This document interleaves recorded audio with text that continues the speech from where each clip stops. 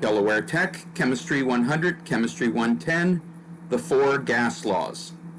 The four gas laws relate to the mathematical relationships of the number of moles of gas, the volume, its pressure, and the temperature. And there are four main laws that were discovered by at least four different individuals over the years.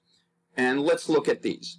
Way back in the middle 1600s, Boyle and a number of other scientists that he actually hired wanted to look at gases while keeping the number of the molecules constant and the temperature constant, and observing the pressure and volume and how they relate. And what Boyle's people found was that pressure times volume is a constant if the other two parameters are kept constant.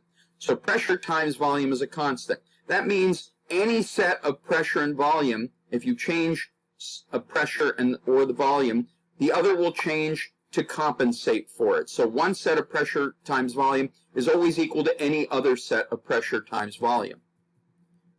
Charles's law, this was by the French scientist Jacques Charles. Charles looked at volume and temperature by keeping the number of molecules constant and the pressure constant. And what his people found was that volume divided by temperature is a constant. Now, these are different constants each time. But what this means is that if you have one set of volume and temperature in a certain condition, and you change something, you may get a new volume and temperature, and the ratio of those two will be exactly the same. So that means any one set of V over T is equal to any other set of V over T. By the time we're in 1800s, we have Gay-Lussac's law, more properly known as Amundsen's law. That's written in another slide. And the folks that worked on this kept the number of molecules or atoms constant and the volume constant, and looked at the effects of temperature and pressure. And what they found was that pressure divided by temperature is a constant. Again, these are all different constants. It's not important to know the constants, but what's important is to realize that if something is equal to a constant, in this case, P over T, is equal to any other set of P over T. So P1 over T1 is equal to P2 over T2, any set. So each of these can be turned into a usable formula. And then just a couple of years later, Avogadro, the same Avogadro you know from Avogadro's constant, which was named in his honor, was actually named in his honor in part for him discovering this law. Avogadro kept the temperature and pressure constants, so he focused on the number of particles and the volume. And what he found was that the volume divided by the number is another constant. So that means any one volume divided by any other, by its number of particles is equal to any other volume divided by its number of particles. So we have these four laws. Let's talk about what they mean in practical terms. Boyle's law says that pressure times volume is a constant, or pressure 1 times volume 1 is equal to pressure 2 times volume 2, or any other set of pressure and volume conditions, as long as you keep the number of particles constant and the temperature constant. But when do we experience that? Well, if you have gas in a piston, like in an air pump, or a piston in your car, or even if you squeezed a balloon and made it smaller or made it bigger, when you squeeze something, make it smaller, in other words, the volume goes down, the pressure will go up. When you open up the volume, the pressure goes down. You squeeze it tighter, the pressure goes up. And that's all Boyle's law is saying. They're saying that the pressure and the volume are inversely related. One goes up, the other will go down. And it doesn't matter which of these two I'm talking about. Charles's law is a ratio here. V over T is a constant. And all the other three here are also ratios. And this makes things actually somewhat easy, because what it means is that if you change either one of these, the other will do the same thing. In other words, if I heat up gas, if I'm keeping the number and pressure constant, if I heat up gas, the volume will get bigger. Well, you already know that from things where if I heat up a soda can that has gas in the top of the soda can, I know if I shake it too much, the can will actually get larger. It'll start bubbling up because the gas will expand so much. So if you heat something up and you keep the pressure and number constant, the volume has to expand to compensate for the temperature. Likewise, if the temperature goes down, the volume goes down. So in each of the three cases from Charles's law, Amundsen's law, and Avogadro's law, in each of these cases, if one goes up, the other goes up. If one goes down, the other goes down. The only one where they're inversely related is Boyle's law. One goes up and the other goes down. But in Charles's, Amundsen's, and Avogadro's, if one goes up, the other goes up. Amundsen's law said, let's keep the pressure constant and the number constant. You can imagine a pressure cooker. When you heat the pressure cooker up, well, the volume can't change. It's a steel container. And the number can't change because it's sealed. The only thing that can change in response to the temperature is the pressure. And likewise, if I cooled it down, the pressure would go down. Why? Because when I'm heating things up, I'm making the molecules move faster, they're slamming against the walls harder, and we end up with more pressure. And if you cool it down, the opposite happens. And Avogadro's law is looking at number and volume. And this is actually the easiest one of all. Think about a balloon. If you put more air in the balloon, more moles of particles, then the volume will increase. It makes perfect sense. One goes up, the other goes up. One goes down, the other goes down. So V1 over N1 equals V2 over N2, or any other pair of V and N. Now, in Chem 100, so we've looked over the four individual gas laws, and these were worked out by the early 1800s.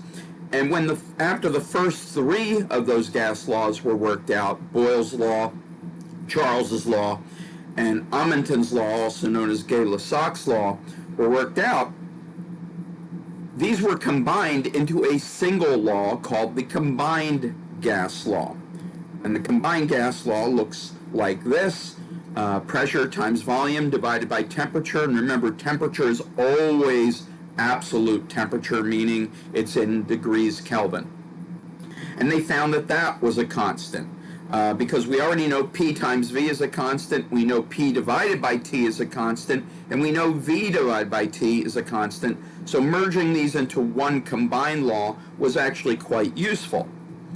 And notice that in this case, we're not talking about N, the number of particles, or the number of moles of particles. So N is assumed to be constant whenever you're working with this law. And that's easy to do if you're just using a sealed container. No gas particles can come in or come out, so N stays constant.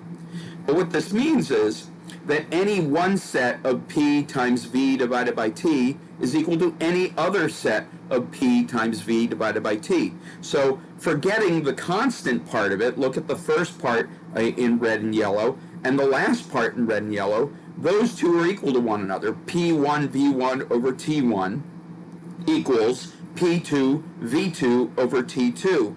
And this is very useful because if you start with a gas that has a certain pressure, volume, and temperature, and you change two of those parameters, say pressure and volume, you can predict what the temperature is. Or you change pressure and temperature, and you can predict what the new volume is. So this was very easy. As long as you have 5 of these 6 variables, you can calculate the 6th. And the 1s and 2s refer to the 2 sets of conditions. You can think of the 1s and 2s or before and after you change something in an experiment. So we frequently also refer to these as initial conditions and final conditions.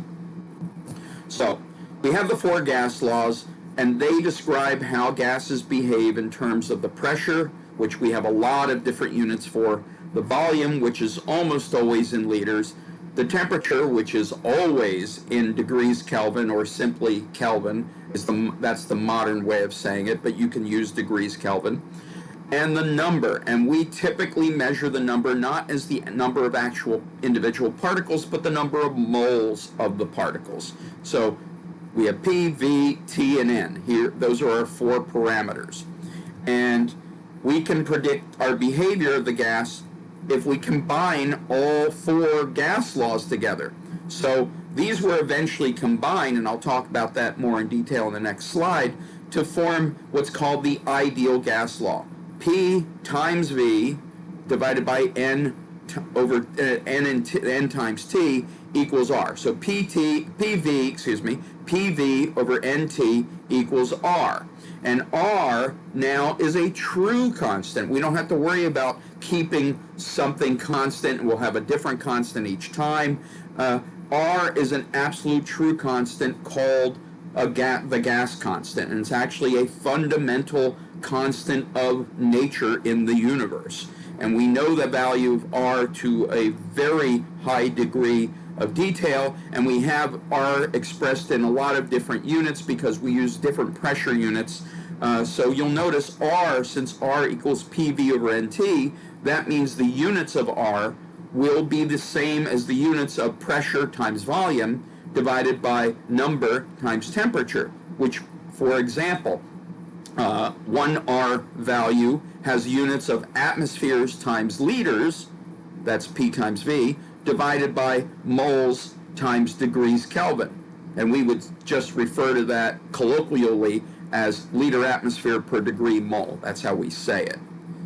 So a change in these parameters can be calculated with a simple mathematical equation. And this is the equation for when you have a single state problem. What do I mean by a single state problem? I mean we're not changing anything. So if somebody gave you the pressure and the number of moles and the temperature, we can look up the R value. The only thing we're missing is V, and we can solve for V. So if you have any one of the three parameters, P, V, N, or T, we can always calculate the fourth for that particular gas using the ideal gas law.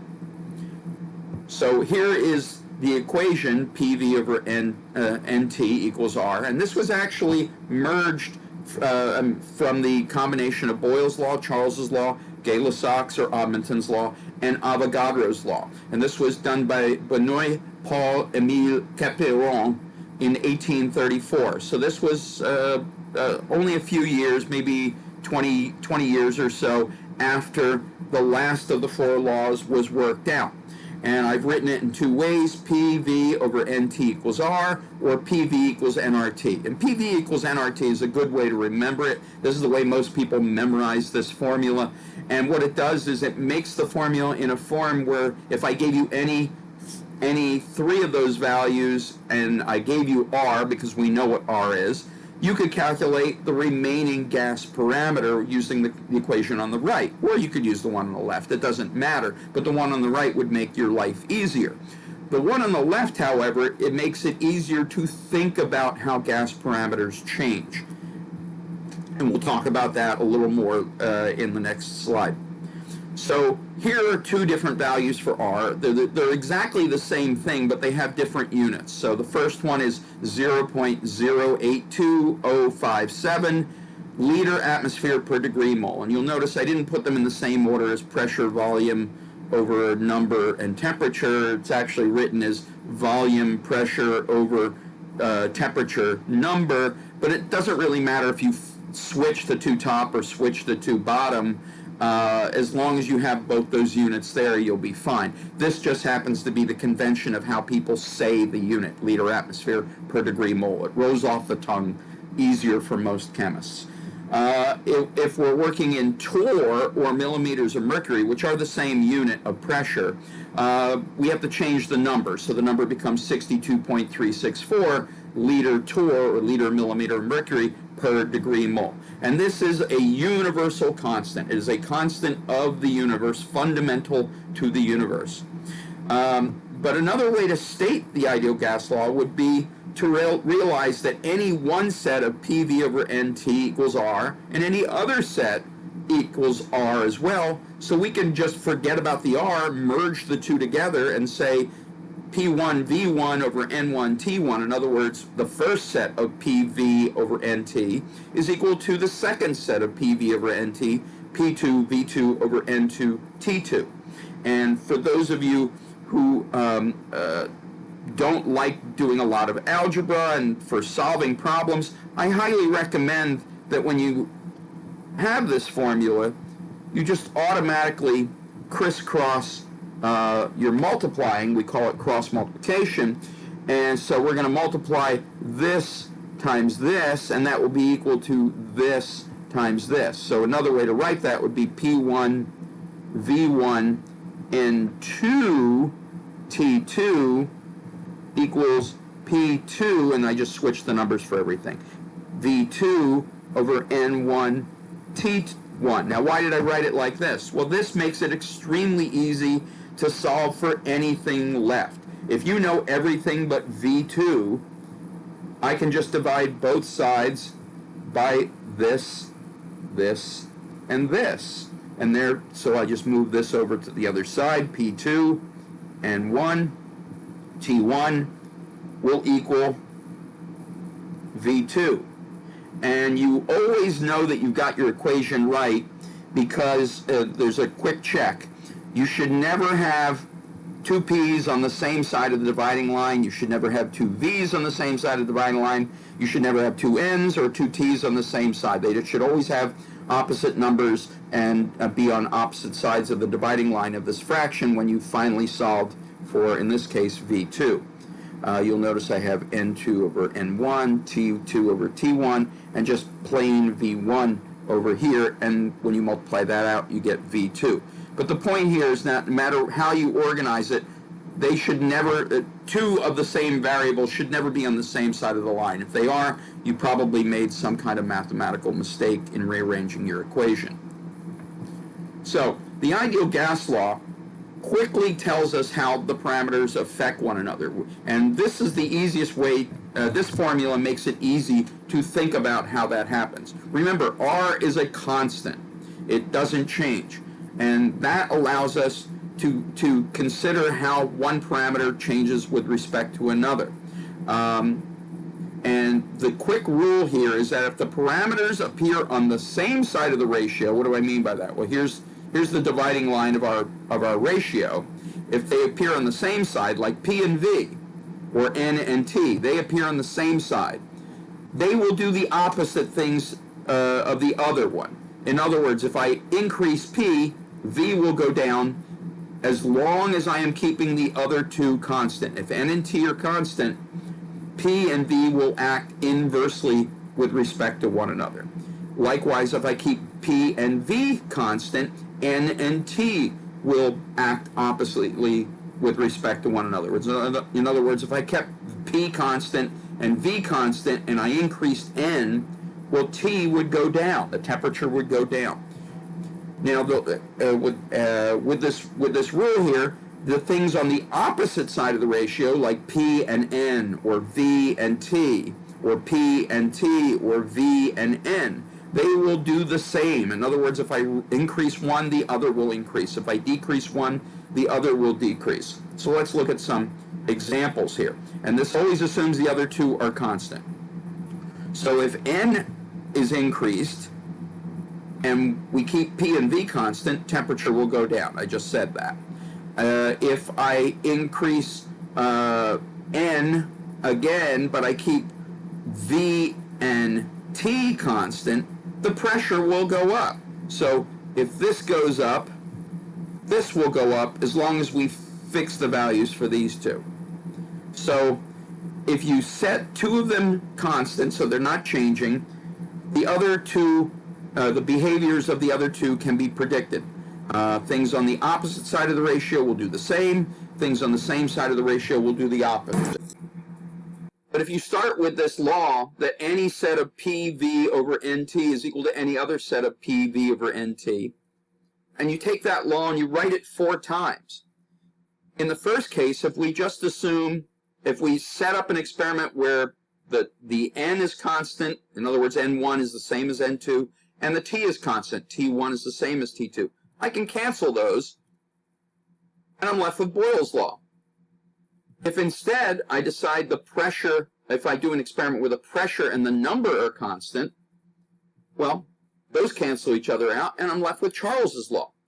If I have an experiment where I keep the volume and the number constant, and all I'm looking at is pressure and temperature, well, that's Amundsen's law or Gay-Lussac's law.